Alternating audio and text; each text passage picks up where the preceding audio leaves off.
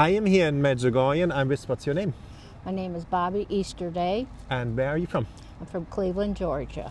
And when did you hear the first time about Medjugorje and what did you think when you heard about it? Oh my goodness, it's been a long time from church. We have other people that have come here. And I always said I want to go to Medjugorje. So I finally made it. Finally made it. What is Medjugorje now for you? You have been around 10 days here? Right. Okay, yesterday we went up the, what do they call that? Apparition Hill? Yes, we went up that. To the white statue of Our Lady? Right. And I'm almost 80, so I knew I'd have a hard time getting up the mountain, up the hill. So my guide, he helped me up. We got up there. Well, before we got all the way up, we stopped to say the rosary. And I have a rosary from St. Padre Pio. So the day before, well, maybe 2-3 days before, it got all tangled. I could not untangle it. So when I pulled it out that time, it was perfect. It was all entangled, and I said, "Thank you, lady. Thank you." So we said the rosary, and we stayed around for a while to pray, and then we come back down the hill. I fell once going up the hill and once coming down the hill, but I made it. I determined I was going to make it up that hill. So, and then we came back and we had our supper. Got up this morning, come back here to the city to check out the city to see what it was like. And it's beautiful. It's beautiful. You feel blessed. You feel blessed to be here. Like she's right here. How would you explain it to somebody who is watching this video and doesn't know about Medjugorje? Why is she here? How would you describe it? How would you describe it? I don't really know the words. How would you describe it? It's like you feel the lady is sitting right here next to me. And I've heard people say that when they come, that's what they feel. She is here. She's right here. And I believe it. She's right here. You experienced it now too? I have. Yes, I have. And it's beautiful. It's a beautiful experience. Why is Our Lady so beautiful? Why do you have this devotion to Our Lady? Because she is the mother of our God, of Jesus Christ. She is our mother too. And we pay homage and prayers and love to her. And we intercede through her to her Son, because he is way too busy. So she helps us. And this is what I feel. She's dear to my heart. And you say that as a mother as well? Yes. And what is so powerful about the rosary prayer? Padre Pio says it's the weapon of our times. Right, you got a rosary from, you went to Padre Pio in Italy? Yes, we went to Padre Pio, but it's not one I got from there. It's one my sister gave me. Okay. She got through the missions. So she gave it to me because she knew I had a devotion to him and St. Francis both. So she gave me that rosary, and I carry it with me wherever I go. And why do you care? Is it a protection? Maybe that, and if need be, I can say the rosary wherever I'm at. I don't care. People see me doing the beads. Some might not know what I'm doing. So who cares, you know? What is so powerful about it? Why do you pray it? Why do I pray? I just feel closer to God and to Mary.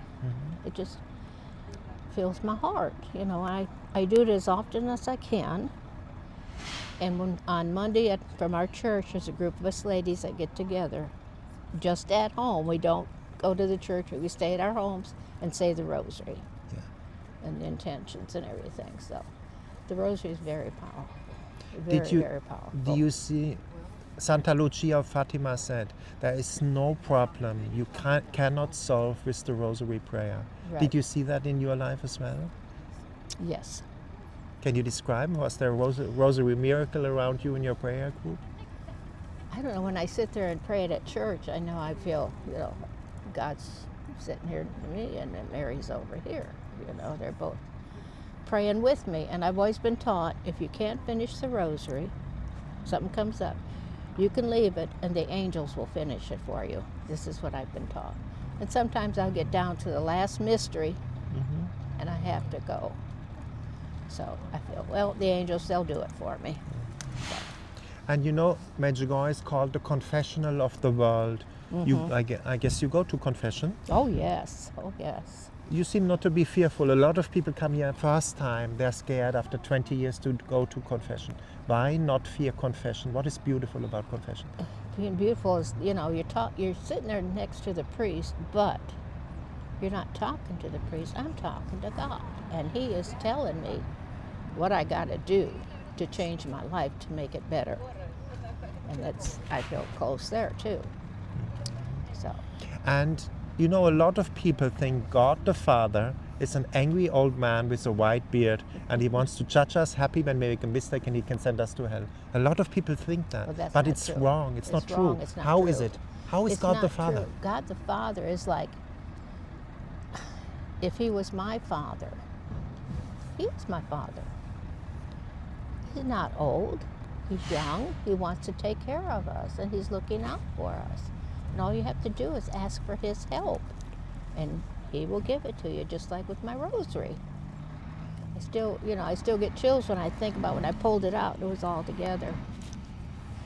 It's a living God. You have to know, watching now. Right. Just cry out to him when you have a challenge or problem. Whatever it is. Right. Somebody there out there maybe with a mental health issue. Cry out and say, God the Father, help me, and you will get the help. Right. It's a living God, no? You experienced him. Exactly. And a lot of people think, like a friend of mine, he said, like, oh, all these laws, these 10 commandments, no fun for Catholics. That's not true either. That's not true. Explain the 10 commandments. Why is it? 10 commandments, it just tells you how to live a good life, to be pleasing to God. To just follow the straight and narrow and you'll make it to heaven. Yes. And that's what I believe. Yes, and our faith teaches when we are in a state of grace, we can receive the Eucharist. Right. It seems a lot of people, they don't understand the Eucharist. I know they don't understand that it's really Explain. the body and blood of our Lord Jesus Christ. It is. See, I'm a Eucharistic minister, Yeah. and I'm in charge of the ones at my church. So we're pretty close, and we do get together and do the adoration and say the rosary, and this is what you need to do. Why adoration? What is so beautiful about adoration? Adoration. Well, some people say, well, he's there in the tabernacle anyways, but he's exposed. He's right there. You can see him. In the tabernacle you can't, but right there you can. I call it sunbathing with Jesus. It is. It is. Receive a lot of healing inside. You made the experience that through silence you can connect to God. He's talking into your heart. Right. Wow, beautiful. And sometimes you just sit there and you just stare and stare and stare. Now I know we have a lot of Spanish in my church, and on the first Friday of each month, the Spanish get together at 8 o'clock for this 1 hour of adoration. And Father goes around to each person. And we have a lot that just pass out because they have felt it in their heart. And I know sometimes I'll start crying, but you feel it. You've got to feel it. Yeah, there's the presence. Right, exactly. It's not a symbol, he is there. He's there, exactly. And looking back at your life, what would you tell your younger version if you would be 18 years after living this life? What would you tell yourself as an advice? Or young people? Young people today, Yeah? get a job, take care of yourself, go to church, do what you're supposed to do. They just don't go to church, confession, communion. Get in the order of the Catholic faith. Right, exactly. In the sacramental order, and you will be happy, joyful. Right, exactly. You'll be happy. Once you know and you feel, you'll be happy. Yes. I made the same experience. I was off the church, and we all make mistakes, but we have all the tools in the Catholic faith. Right, we have the tools to confession, confess it, and you're pure again. Yeah. So lovely to hear you. And do you make the experience when you live in the intention, thy will be done in my life, that you're more joyful, in peace, happy? That's Challenges come, we know they all come. That's the way I feel, whatever he wills for me, okay. With my time, it's my time. Take me now, And we Catholics love saints. Do you have a favorite saint? I have two, St. Padre Pio and St. Francis. Why? Explain. St. Padre Pio, I used to pray a lot for a friend of mine who was really sick. And she was in the hospital and they didn't think she'd come home. Well, she did. She made it. She came home she was good for maybe 6 months to a year, and then she quit doing what the doctor told her, and she passed. And I said, well, St. Padre Pio, she passed, but I know she didn't do what she was told to do, and that happens, you know. So, and of course, St. Francis with all the animals and nature. Yes, you love nature. I love nature, and I love the animals, all the animals. So, Beautiful. except the sharks. Me too. I don't like to swim in the sea because of that, in the ocean. Right. And what would you tell people? Why come to Medjugorje one time? I would tell them they need to come and visit and spend some time with Mary. And you'll feel in your heart. It's hard to explain what you'll feel, but you know she's there, and you feel it in your heart, and know she's listening. And She she's does like, miracles, because she did one on my rosary. It was a mess. what can I say? Thank you from the heart for that beautiful interview. You're welcome, and thank you.